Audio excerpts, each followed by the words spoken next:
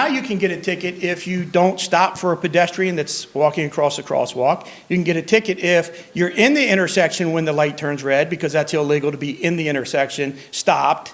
So you know how traffic backs up and you're like, well, I'm not going to get stuck. So, all right, you can get a ticket for failing to come to a complete stop at a traffic light. I'm sorry, at a stop sign. So how are they doing this? You look at where there used to be a fixed camera, and that's all it was just a camera, and then there was a trigger in a sense. Now it's actually an IP video camera that's using analytics to determine, okay, light just turned red, no car should be moving this way through it, so we're going to take a picture if a car moves. So now that's another video source that's available, real-time video source that's available that could be fed to us. So what work has been done so far on standardization of efforts? You had something called the Open Network Video Interface Forum on VIF, and that was basically IJIS, Bosch, and Sony, and then a few others that got together. And their competition was the Physical Security Interoperability Alliance, PSIA, which was Honeywell, GE, and Cisco, and then a few other smaller ones that got together and said, we're going to figure this out. We're going to come up with a standard for video. And then some of the other entities there have worked on developing standards or developing sub-elements of standards. On VIF, which was the IJIS Sony Bosch, ultimately prevailed over the PSI effort. And most cameras now use the on VIF standard, okay? But this is interesting, and I don't know if you guys are familiar with the IP video market. It's a great website. It is dirt cheap to join as a member. It is a true, not associated with anybody, no bias, no interest, independent organization that does head-to-head competitions of cameras and all this kind of stuff. But they did a little survey in 2012. They said, okay, so this on-VIF is out there, this standard's out there. How many people are actually considering this standard when they make a procurement? 7%. All right, so that's pretty bad. We finally said we've got some form of standard out there, but only 7% of the folks are regularly considering that standard. 29% say, yeah, sometimes, and 57% of the people probably went, huh? What? What standard? I don't know. So this issue of video overwhelming us was first addressed just really about 2 years ago here at IJIS, and a great document, and at the end there's a slide that has a link. I really recommend that you get a hold of that document, take a look. They do a much better saying what I'm trying to say up here in a few minutes. And then the other thing that I think is of great value was the VQIPS, which is part of the Homeland Security initiative, published one of their workshop reports from February 2011, where they talk about the fact that it's sharing is critical. Obviously, one of the points that they make in there that's really good is training is critical as well, so agencies make the right choices. So what does this mean to you guys?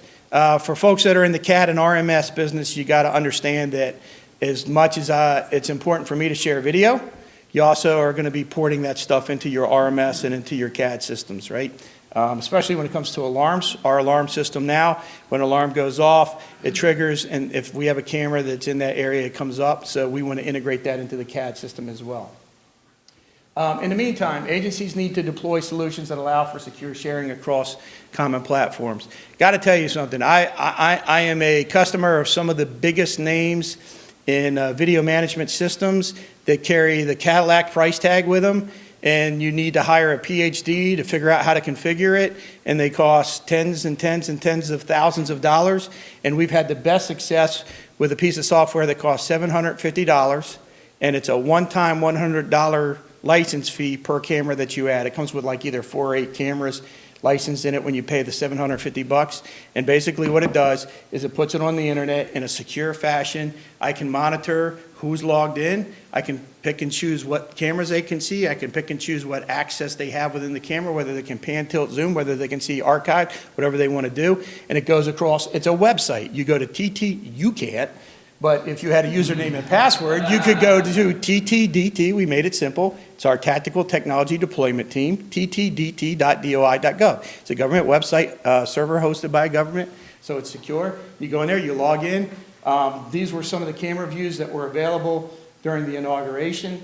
Again, because we use cellular, sometimes they go up. So the ones where you see, well, the one camera needs to be activated. Where you see it's connecting, that was probably a view of where the president was at that given moment, because as he walked by, everybody had to raise their cell phone and take a picture, which of course took down our camera for just a second. But I can get that from my smartphone, I can get that from my iPad, I can get it from a mobile computer in a car, desktop computer, it doesn't matter, as long as I can get to the internet. So that made it easy for me to share with 50 other agencies to get that. Sometimes we beat ourselves up, and then we find out that the most simple solution is out there. Again, the references here, and I think these slides will be made available, right, on the website, so you can come back and get those. And that's my part, and then what we'll do is we'll kick it over to Robert to talk more specifically about facial recognition. Can you switch the slides? While Don's switching the slides, I'll do a quick intro. My name is Robert Horton. I'm the Director of Communications for MorphoTrack. We're a vendor of biometrics, face, finger, iris. We provide the systems here in the National Capital Region, as well as to the FBI through Lockheed Martin and to 30 other states. So what I'm going to be talking about is the facial recognition side of video and what you should look out for and do's and don'ts. So our agenda is to look at real-time versus facial investigation after the fact.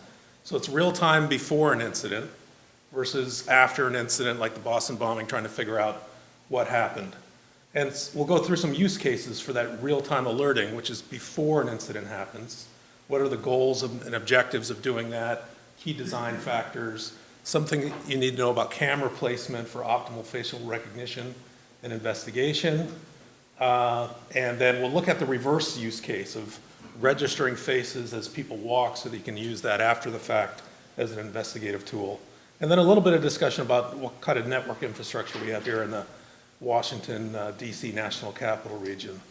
So we've got an event, whether it's a robbery, a bomb going off, whatever it is, and then you've got what happened before that and what happened after it. Now, what happened after it is typically the case of investigators. In the Boston bombing case, they're trying to find those faces, search them through mugshot databases or DMV databases. The majority of my presentation is going to be on the left-hand side, things that you can do before the event happens to increase your security. I'll talk a little bit about stuff on the right-hand side. So if you get some images from cameras, this is like an ATM camera and a crime being committed in an ATM. And as you heard from the FBI, facial recognition is best when you've got full frontal, non-angled, non-head tilted poses that have good lighting. You can see these are all pretty bad photos.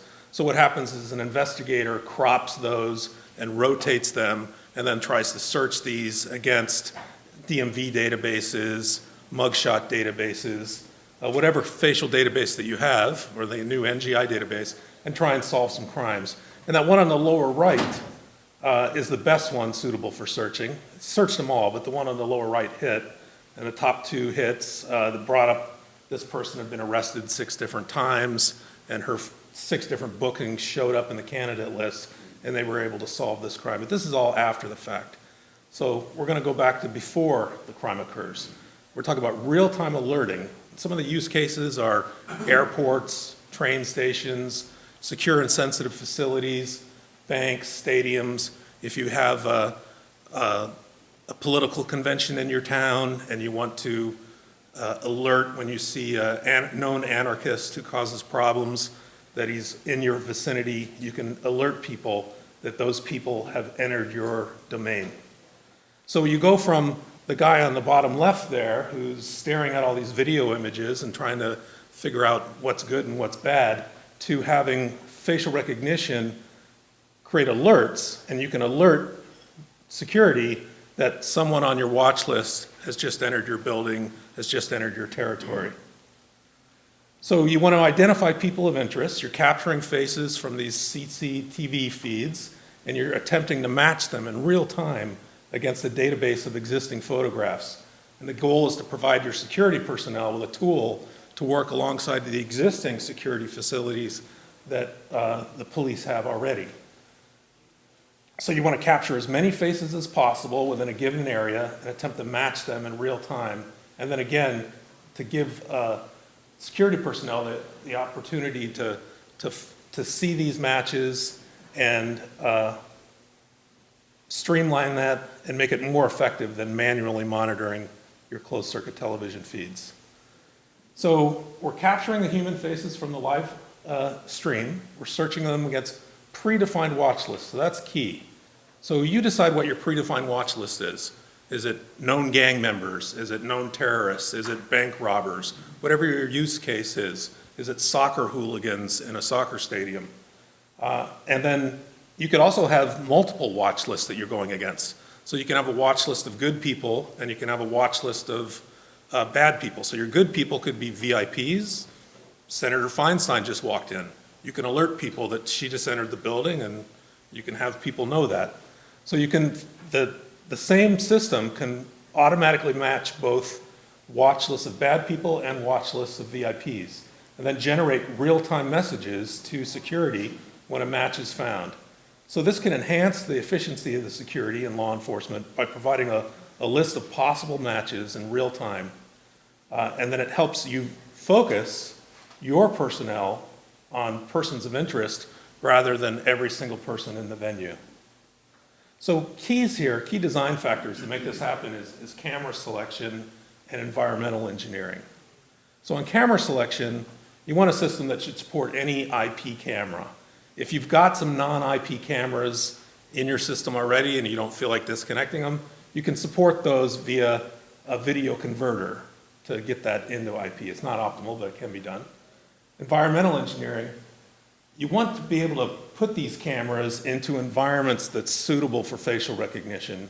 You ideally want people to look at the camera, which is the biggest challenge of a covert system, and we'll talk about how you can get that done. So you want to place cameras in places where the lighting is consistent, where you don't have heavy shadows. You want to have some dedicated light sources in the area where cameras are mounted so that you can get the best type of facial recognition. Because that lighting can also affect your camera selection. So if you've got infrared for nighttime, so your lighting and your camera selection go hand in hand. And then the viewing angle. You want to be able to flat-on viewing angle works best. So what you'll see in a lot of buildings, you'll see the cameras mounted way up in the corners, and they're all looking down at the top of people's heads. Not optimal for facial recognition. So do some intelligent camera mounting. So you want to affect the camera placement so that you can get a good view. So you do this in choke points where people congregate in a predictable fashion. And one of the things that you can do is in lobbies, hallways, or elevator entrances are good locations where people's movements can be predicted as an aid in the place where you put that camera location. So a quick summary of that. You want the lighting to be consistent 24 hours a day. You want the viewing angle to be flat on as much as possible to the face. You want to place them in choke points where people gather in a predictable fashion. And one of the best ways to do is attract attention. Have a sign or a mirror. People look at mirrors, people look at signs, and they'll turn and look at it, and boom, you got them right face on, cameras embedded in the sign. So in an airport environment, you can put that in the area where they're checking the flights. There's a lot of different ways you can do that, and people often look at themselves in mirrors. That's an optimal place to place cameras as well. So the goal here, the value proposition, is to assist your security team, have the ability to know just not that someone is in a given area, but who that person is in that given area, and then make identifications that might otherwise be impossible. So some of the performance goals, you want this to be real time. You want the responses to come back in less than 3 seconds. From the time the guy enters the camera view, you want a response back to your security officers in less than 3 seconds. And you want to do this at 8+ frames per second on the camera. You want to monitor multiple watch lists. You want to be able to send alarms to mobile devices of the guards. You want at least 8 cameras on a single server. You don't want to have a server for every single camera you have on your system. And you want it highly scalable. As you scale up cameras, you want a system that can scale up the back-end facial matching. And you want it easy to integrate. Out-of-the-box camera support for your existing IP network cameras, using COTS hardware, tapping into your standard network infrastructure and using fast facial search engines. So back to facial recognition, every facial recognition system has three basic layers. You have an image acquisition from in this case, from a CCTV system. You find the faces, you send those faces to searching. You do a one-to-end search against your watch lists of either a good person watch list or bad person watch list, and then you get the results. And you review those potential matches, and then there's three possible outcomes from that. So your security guards, who's watching that bank of monitors, he gets three results. One is there's no match, which means this guy's not on your watch list. There's a low confidence match. The face is seen. It could be this guy on your watch list, but the angle wasn't great. So he's giving you a confidence factor that it might be that person. And then you've got a high confidence match that definitely matched against the watch list. And an operator should look at that, make sure it's correct, and the higher the accuracy rate. So you want to be able to have, once you have a match, there's different consequences. So you can have a tiered approach to your watch list. So if you get a low confidence match against a low priority watch list, you may have a very different action than if you get a high confidence hit against a high priority watch list. So a known terrorist got a high confidence hit against your terrorist watch list, you want to spring your people into action. But if you get a low confidence match against a low priority match list, like maybe this guy's a shoplifter, you don't have to use the same actions in your police response. So you can also tune your system based on a specific watch list, whether it's a high priority list or a low priority list. You can tune the FAR versus false reject rate so that you get the response that you want out of your system, and you can work with your vendor to do that. And so this becomes part of your wider security network. You have security staff that are manually monitoring not only the camera feeds, but also these potential matches that are coming in. And after a match comes in, the security staff can implement the appropriate business logic, whether it's sending a picture of the suspect to the PDA of the security officer that's nearest that subject, or contacting police to tell them that there's a known wanted felon who's just entered your building. So this is the type of alerting that the security officer would see. This is the CCTV feed, and this is the photo that was in the watch list that was matched against, and then whatever demographic information that you have about that candidate. You want to be able to send these photos to the guard's mobile and allow the guard operator to manually enter additional information that's necessary for your use case. So we're talking about these pre-events of real-time monitoring. There's also the reverse use case that I wanted to talk about of after the fact. So you can use this system for what we call register as they walk. So as you have people walking through your sensitive facilities or walking through your airports, you can capture those facial images, store them against the database, and timestamp those. So you found the faces, and you have the database, and you know this face was in this place at this time. And then you can use this as an investigative tool later, such as like the Boston bombing, and you've got a photograph. You can send now a probe image and say, here's my probe image. Where in this video stream did this guy show up? And this system can do that for you as well. And this is a use case that's actually in use in Amsterdam. They have a problem with asylum seekers who are getting off of airplanes. They have their passport, that's how they were able to fly there. But when they land, they rip up their passport, throw it in a trash can, and then present themselves for asylum with no ID. And the authorities have to find out, who is this guy? He's not telling us what his name is, or he's giving a false name in order to claim asylum. And they want to find out what flight they came off of. Today, this is a manual process that can take up to 3 days. After they implemented this system, they can do this in less than 1 day with less personnel, because they can take a probe image and say, this guy just got off flight 93 1 hour ago. And they can look at that passenger manifest. So lastly, I wanted to talk about the National Capital Region here.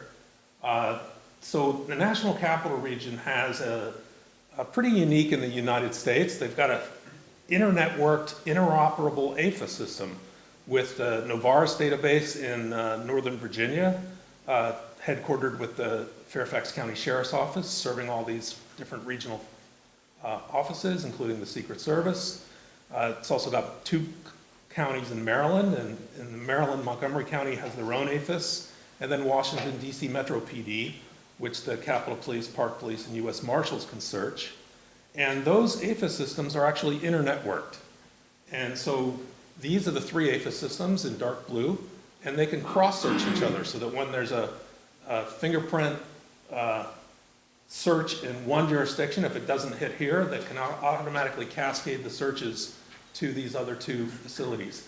These 3 agencies also have a mugshot database, and the capability exists for that mugshot database. So when you talk about generation of watch lists, you can, as you know, crime crosses the state boundaries and town boundaries here. And then these are all the regional agencies that can search this 3 APHIS network.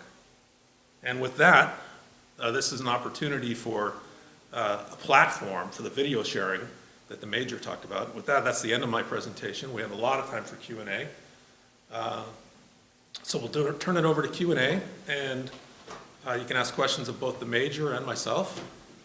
It's officially break time. The next session starts at 2:30, so you've got 15 minutes to either ask questions or drink some coffee.